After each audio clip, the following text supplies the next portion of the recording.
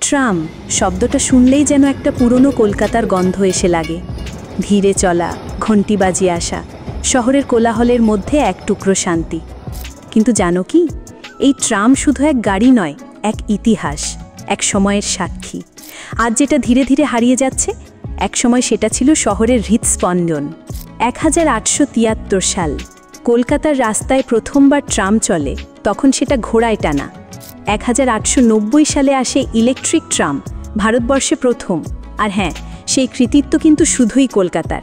ট্রামের root ছিল আলাদা এক জীবনধারা। কেউ কলেজ যাচ্ছেন, কেউ বাজার, আবার কেউ প্রেমিকাকে গন্তব্যে পৌঁছে দিচ্ছেন। এই ট্রাম যেন অনেক গল্পের জন্ম দিয়েছে। কিন্তু এই ধীর গতি, এই রোম্যান্টিক ছন্দ আধুনিক শহরের ট্রাফিকে বাধা হয়ে দাঁড়িয়েছে। দিন দিন কমে যাচ্ছে রুট, বন্ধ হচ্ছে লাইন। কেউ আর অপেক্ষা করতে চায় না সেই পুরনো ক্যানভাসে আঁকা চলন্ত কবিতাটার জন্য। তবে প্রশ্ন উঠছে, শহরের এই ঐতিহ্যকে কি আমরা এভাবে হারিয়ে যেতে দেব, নাকি ট্রামকে নতুন করে ভাবব একটি মোবাইল হেরিটেজ, একটি চলন্ত জাদুঘর হিসেবে? আপনি কখনো ট্রামে উঠেছেন? ট্রামের সঙ্গে কি আপনারও কোনো স্মৃতি জড়িয়ে আছে? নিচে কমেন্টে লিখে জানাও। আমরা এই গল্পকে ধরে রাখব, কারণ ট্রাম মানে শুধু যাত্রা নয়, ট্রাম মানে কলকাতা। এমন আরও ইতিহাস জানতে চাইলে সাবস্ক্রাইব করো অংশু নেটওয়ার্ককে।